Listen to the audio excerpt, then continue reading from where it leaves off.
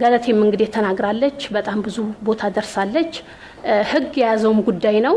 እኔ የምለው ህግም ትክክለኛ ፍትህ እንዲሰጣት መንግስትም ደግሞ የገለቴን ጉዳይ በአትኩሮት አይቶ ለዚች ለሴት እንደ ሴትነቷን ትልቅ ነገር እንዲያደርግላት መልክቴን አስተላልፋለሁ።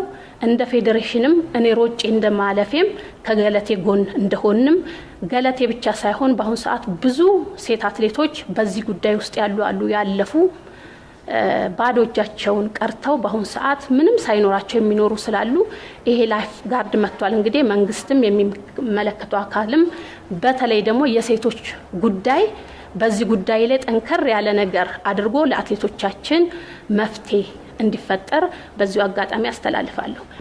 እኔ እንደ አትሌትም እንግዲህ ፌዴሬሽኑ አካባቢም እንዳለው ሰው እንደምታውቁት የኢትዮጵያ አትሌቶች ብዙ ጥሩ ጎኖች እንዳላቸው ጥሩ ኑሮም የሚኖሩ እንዳሉ ሁሉ መጥፎ ጎኖችም መጥፎ ኑሮም የሚኖሩ ለሀገራቸው ብዙ ስራ ከሰሩ በኋላ ብዙ ችግር እየደረሰባቸው ያሉ አትሌቶች እንዳሉ ይታወቃልና ያንንም ከጎናችሁ ነን ለማለትም በሚያስችል ደረጃ ሁላችሁም በዚህ ደረጃ እዚህ በመምጣታችሁ በኢትዮጵያ አትሌቲክስ ፌዴሬሽንም እንደ አትሌትም በጣም አድርገን እናመሰግናለን።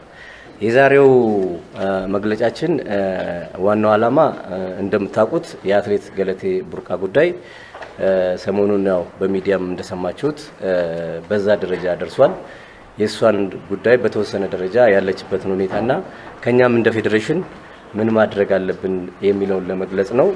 ሁለተኛ ደግሞ አትሌት ገለቴ ቡርቃ ወደ ሚዲያ ወጣ የሷን ብሶት የሷን ችግር ተናገረች እንጂ በጣም ብዙ የገለቴ ቡርቃ አይነት አትሌቶች የተጎዱ አትሌቶች አሉ። ወደፊትም እንዳይኖሩ በሚል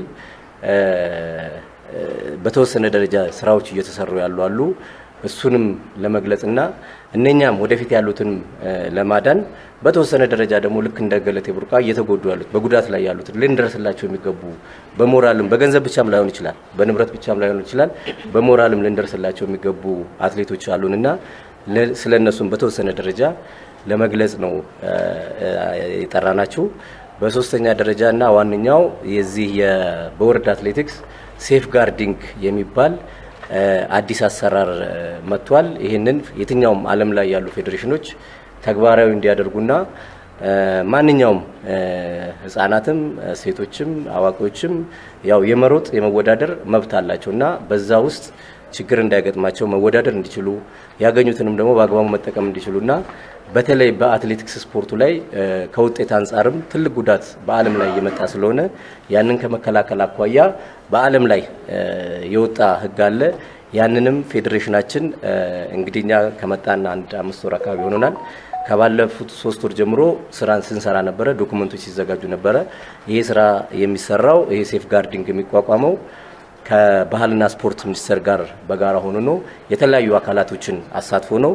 ከፍትህ ሚኒስቴር፣ ከህግ፣ ከፌደራል ፖሊስ፣ ከተለያዩ ከሴቶችና ህፃናት ከተለያዩ ተቋማት ጋር ተደርጎ መንግስት በሚኒስትሮች ምክር ቤት አጸድቆ ልክ እንደ አንቲዶፒንግ ኤጀንሲ እንደተቋቋመው እንደዛ የሚቋቋም ኢንስቲትዩት እንዲቋቋም ወርልድ አትሌቲክስ ይፈልጋል። በሌሎች ሀገሮች ምናልባት ያው ስፖርት ላይ ያላችሁ ልታውቁ ትችላላችሁ። በኬንያ ሀገር ከኢትዮጵያ ባልተናነሰ እንደዚህ አይነት ችግሮች በጣም በስፋት አሉ። በቅርቡ የተፈጠረው አትሌት አግነስ ትሪፖ የምትባል የ5000 ሜትር እና የ10000 ሜትር ሯጭ እንደዚሁ በባለቤቷ ህይወቷ እንዳለፈ ይታወቃል። የኬንያ አትሌቲክስ ፌዴሬሽንም በስሟ የክሮስ ካንትሪ ውድድር እያዘጋጀላት ለባለፉት 2 ዓመቶች እያዘጋጀላት እንዳለ ያው የምታውቁት ትኖራላችሁ። በተለይ በምስራቅ አፍሪካ ችግሩ በጣም ሰፊ ነው። በሴቶች ላይ ብቻም አይደለም የሚደርሰው ይሄ ጥቃት በወንዶች አትሌቶች ላይ በጣም ይደርሳል። ምናልባት ከዚህ በኋላ ብዙ አትሌቶች ሊወጡ ይችሉ ይሆናል።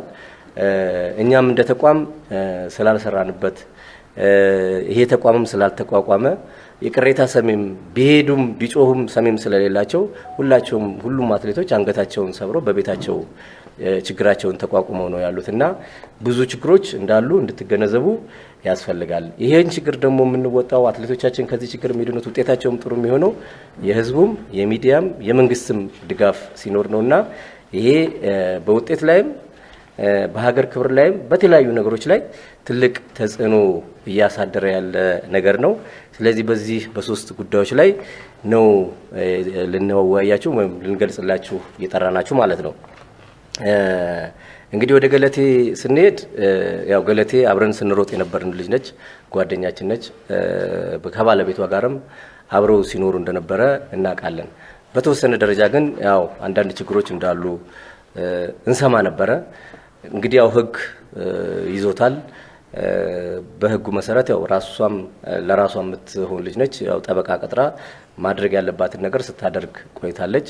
እንግዲህ እኛ አትሌቶች ያው በብዛት አብረንም አንቆም ለብቻዋም ስለነበረች በተለያዩ ነገሮች እዚህ ደረጃ ላይ ደርሳለች እና ገለቴ ብዙ ነገሮችን እንዳሳለፈች ከሷም ለመረዳት ይችላል እና አሁንም ከዛ ችግር ውስጥ እንዳልወጣችና በተለያዩ መልኩ ድጋፍ እንደሚያስፈልጋት ተረድተናል። አሁን እንግዲህ ያው ከሩጫ ኦልሞስት ወደ መውጣቷ ላይ ነው። ባለፉት 1 አመታት ከትሬኒንግም በአግባቡ እየሰራች እንዳልሆነች ነው የነገረችን። ስለዚህ እኛ እንደ ፌዴሬሽንም ከጎኗ እንዳለን እንደ አትሌትም ከጎኗ እንዳለን ለመግለጽ ያው እንወዳለን ማለት ነው። የገለቴ ጉዳይ እንግዲህ ያው ህዝብ በዚህ ደረጃ ሰምቶታል። ፍትህን በተገቢው መልኩ የሞራል ግንባታንም በተገቢው መልኩ ከኛም ከኢትዮጵያ ህዝብም ታገኛለች ብለን እናስባለን። ከዛ ባለፈ ግን በጣም ብዙ ገለቴዎች አሉ። በጣም ብዙ አትሌቶች በዚህ ደረጃ የተጎዱ ከዛም በላይ የተጎዱ ሊኖሩ ይችላሉና እነኛንም የምናከምበትን ከዚህ በኋላ የራሳችንን ተቋም ፈጥረን የምንከላከልበትን በተለይ ከባህልና ስፖርት ጋራ ጥሩ ግንኙነት ነው ያለን። ስለዚህ ጉዳይም አስረድተናቸው ተቀብለውታል። ኬንያ ይሄን ሴፍ ጋርድ አቋቁመው በአግባቡ እየሰሩበት ነው። ለምሳሌ ባለፈው የወርልድ ኢንዶር ቻምፒዮንሺፕ ናንጂንግ ላይ በተደረገው ላይ እንደ አንድ ቲም ነው ከሴፍ ጋርዲንግ ተብሎ ቲም ውስጥ ሄዶ ውድድር ላይ አትሌቶች ላይ በደል እንዳይደርስ በሚል እየሰሩበት ያለው ማለት ነው። ስለዚህ የኛም እስከዛ ድረስ መስራት ያስፈልጋል። እንግዲህ ባለቤቶቹ ያው በዝርዝር ይገለጻሉ ማማን ናቸው እዚህ ውስጥ ተካተው ይሄንን የአትሌቶችን ከውድድርም ከውድድር በኋላም በውድድር ላይም የሚደርስባቸውን ችግር ሊታገልላቸው ሊያስተካክልላቸው የሚገባው የሚለውን በሂደት ከመንግስት ጋር ሆነን የምንገልጽላቸው ይሆናል። በአጠቃላይ ግን ያለው ይሄ ነው። እኛ እንደ ፌዴሬሽንም እንደ ግልም ከአትሌት ገለቴ ቡርቃ ጎን ነን።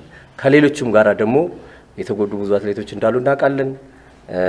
ለነሱም ከኛ የሚጠበቀውን ነገር ለማድረግ የምንችለውን ነገር እናደርጋለን። እናንተም ግን እንደ ሚዲያ የኢትዮጵያ ሕዝብም ከጎናችን እንዲቆም በዚሁ አጋጣሚ መልእክታችንን እናስተላልፋለን ማለት ነው።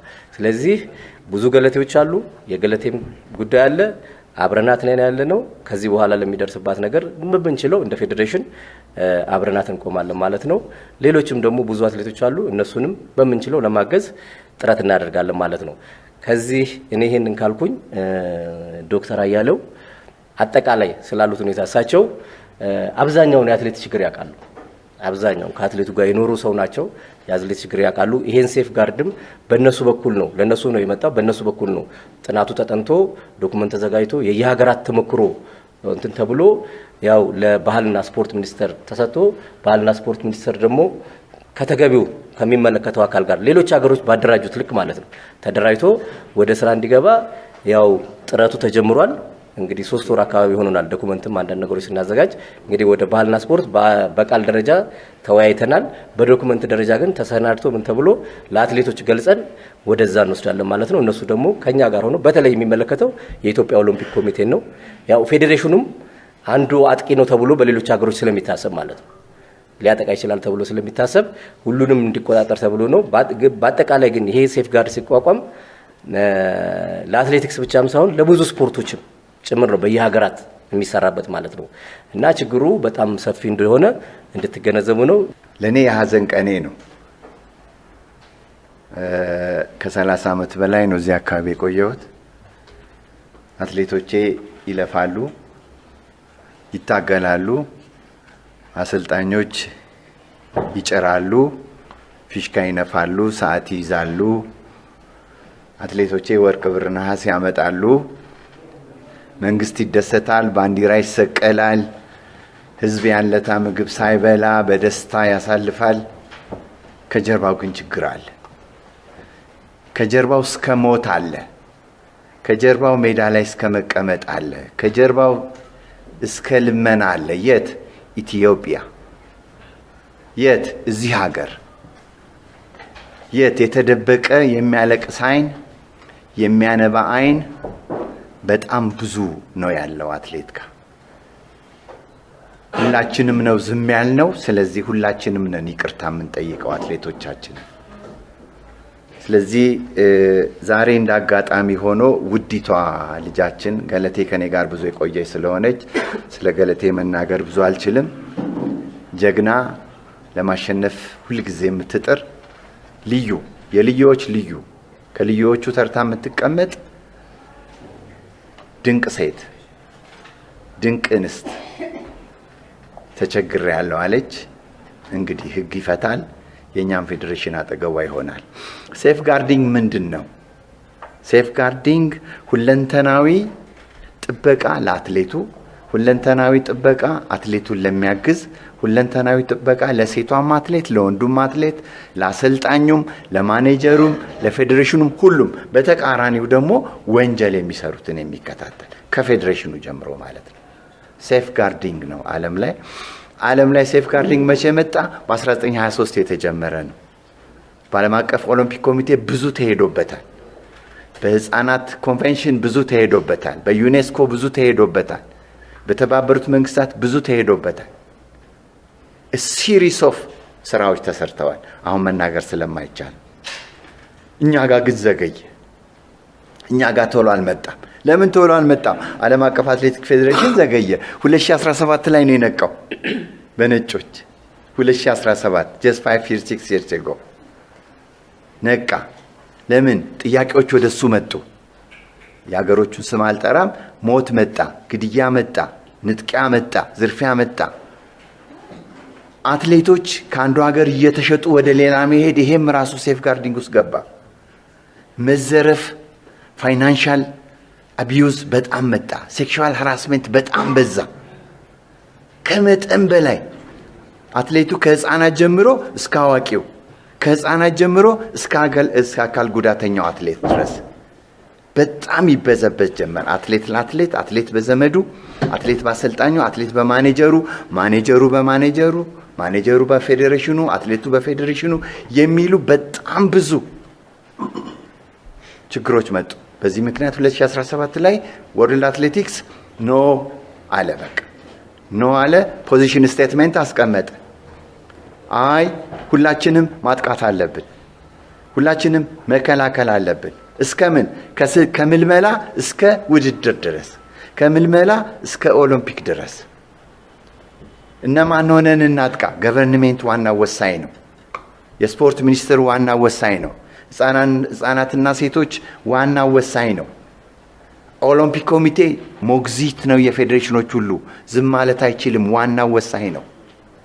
ናሽናል ፌዴሬሽኖች፣ እኛ ሀገር አትሌቲክስ ይመራል። አትሌቲክስን ይዞ ሌሎቹንም፣ ምክንያቱም ሃራስመንት አቢዩዝ ወንድንም ሴትንም በማንኛውም እድሜ ያለን ስለሚያጠቃ፣ ስለዚህ ወርልድ አትሌቲክስ ኖት ላክ ተዘጋጁ። በ2023 ጀምሮ በ2023 በነጮች አቆጣጠር ጀምሮ ፖሊሲያችሁን ዴቨሎፕ አድርጋችሁ ዲሲፕሊነሪ ሜጀር ሰርታችሁ ሪስክ አሴስመንት ሰርታችሁ ተከላከሉ፣ ሪፖርት አድርጉ። አትሌቶቻችሁ እየተጎዱ ነው፣ አትሌቶቻችሁ እየሞቱ ነው አሉ። በዚህ መሰረት ሁሉንም መስመር አስቀምጠዋል። ይሄ ሰሞኑን በመናደርገው መግለጫዎች፣ ትምህርታዊ መግለጫዎች ዲቴይል እንሄድበታለን። መነሻቸው ምንድነው? the right to training, the right to exercise, the right to compete, equity ይላል። እኩልነት ነው። መብት አለው የሰው ልጅ። በኢትዮጵያ ውስጥ መብት አለው አትሌቱ። አትሌት ሆልሰም ነው፣ ሁሉንም ስፖርት ያጠቃልላል። ስለዚህ መብት አለው የመሰልጠን፣ የመወዳደር፣ ገንዘብ የማግኘት፣ ሀብት የማግኘት፣ ህጋዊ በሆነ መስመር ማለት ነው። የመኖር፣ ያለ መደፈር፣ የመጠበቅ መንግስት አትሌቱን ሊጠብቀው ይገባል። ፌዴሬሽኑ አትሌቱን ሊጠብቀው ይገባል። ማወዳደርና መሸለም ብቻ አይደለም። ቦሌ መቀበል ብቻ አይደለም። አትሌቱን እስከ መጨረሻ እስከሚኖርበት መንደሩ ድረስ እስከሚሰራበት ጫካ ድረስ ሊጠብቀው ይገባል። ማን? ሁሉም ህብረተሰቡ፣ ሁሉም ብዙሃን መገናኛ። ስለዚህ አትሌቱን ሁልጊዜ ካልጠበቅ ነው ሳይኮሎጂካል አቅም ያንሳል፣ ፊዚካል አቅም ያንሳል፣ ሶሻል አቅም ያንሳል። ማበድ ይመጣል፣ መገደል ይመጣል፣ መሞት ይመጣል። ራይት ቱ ኤክሰርሳይዝ ያሉት ይሄንን። ስለዚህ በዚህ መሰረት ፌዴሬሽኑ መንግስት ምን መስራት አለበት አስቀምጠዋል። ዝርዝር ተቀምጧል። እነማን ናቸው ቢግ ጃይንቶች የሚመለከታቸው? ኢሞሽናል ላለመሆን ሞክራለሁ። እንግዲህ ዛሬ የተገናኘንበት ጉዳይ ገለቴ ቡርቃ በደረሰባት ጉዳይ ላይ ነው የተገናኘ ነው። እንግዲህ ገለቴን ቡርቃ እንደ አትሌት ከኔ ዘግይታን ብትመጣ አብረን በተለያዩ በዓለም ሻምፒዮና፣ በኦሎምፒክ፣ በክሮስ ካንትሪ ከኛ ባልተናነሰ አገሯን አህጉሯን ወክላ በትልቅ መድረክ የተወዳደረችና ከኛም ባልተናነሰ በሀገር ውስጥም በዓለም ላይም ሽልማቶችን አግኝታ ራሷንም ሀገሯንም መለወጥ የምትችል አትሌት እንደሆነች ማንም ሊደብቀውም መቼም አይደለም ሊባልም አይችልም። ዛሬ እንግዲህ ገለቴ ያለችበትን ሁኔታ ሁላችንም በመጀመሪያ በኦሮምኛ ጣባ ላይ ተገኝታ ያደረገችውን ቃለ መልስ አይተናል። ትላንትናም በሰይፉ ፋንታውን ላይ ተናግራለች። እንግዲህ ገለቴ ግማሹን እንኳን ተናገረች ብዬ አላምንም። ለምን? ከመጀመሪያው ጀምሮ የገለቴን ታሪክ እንደ ቅርበትም አብሬን በመስራት ስለማቀው ትላንትና እሷም ተናግራለች። አዲስ አበባ ስገባ አማርኛ እንኳን አልችልም፣ በራሴ ጥሬ ነው አማርኛ መጻፍም መናገርም የቻልኩት። እውነቷን ነው። እኛን እንኳን ስትጠራ ሴቷን አንተ ወንዱን አንቺ እያለች ነበር የምትጠራው። በጣም በልፋት በጥራት እዚህ የደረሰች አትሌት ነው። እንደተናገረችው እንግዲህ እናቷ ለምና ሁሉ እንዳሳደገቻት ነው የተናገረችው። እኔ ዛሬ የሚያመኝ ነገር የገለቴ ገንዘብ ንብረቷን ማጣት አይደለም። እኔ ዛሬ 3 ልጆች አሉኝ። ገለቴ ግን የሁሉ አመት ሮጣ አንድ ልጅ እንኳን የላትም። ይሄ ለኔ በጣም ነው የሚያመኝ። እኔ የገለቴ ገንዘብ የምን ጉዳይ አይደለም። ዛሬ ገለቴ ከኛ 3 አመት ወይ 2 አመት ታናሽ ብትሆን ነው። ሴት ልጅ ጊዜ አላት፣ የመሮጫ የመውለጃ ጊዜዋን እንኳን አጣለች። ገለቴ ከ2010 ጀምሮ በፍርድ ቤት ስትንከራተት ሌላ እንኳን የፍቅር ጓደኛ ይዛ ልጅ እንኳን ለመውለድ ያጣችበት ጊዜ ነው። እኔ እንዳየሁትኝ በቅርበትም ስለማቅ ነበር። ፕሮግራምም ነበራት። ከ2010 በኋላ ልጅ የመውለድ ሀሳብ ነበራት። እኔ የሚያሳዝነኝ ንብረት አይደለም የገለቴ ቢያንስ አንድ ፍሬ እንኳን ሳይኖራት ይሄ ሁሉ አመት ሀገሯን ወክላ ተወዳድራ ዛሬ ያለችበት ሁኔታ ለኔ በጣም አሞኛል። እንግዲህ አሁን ዶክተር አያሌውም እንደተናገሩት ወላ አትሌቲክስ አትሌቶች ላይ የሚደርሰው ጥቃት በጣም በስፋት እየመጣ እየቀረበ በመገኘቱ ህግ አውጥቶ በሌላ ሀገር ላይ ህጎች እየተተገበሩ ይገኛል። በተለይ እንግዲህ እንደተናገሩት ቀነኒሳ በኬንያ ላይ 2 አትሌቶች ህይወታቸው አልፏል። ከዛ በኋላ ህጉ በጣም ጠብቆ ይሄ ህግ በኢትዮጵያም እንዲተገበርና የአትሌቶች ጥቃት እንዲቆም በሚል ወደ ኢትዮጵያ አትሌቲክስ ፌዴሬሽን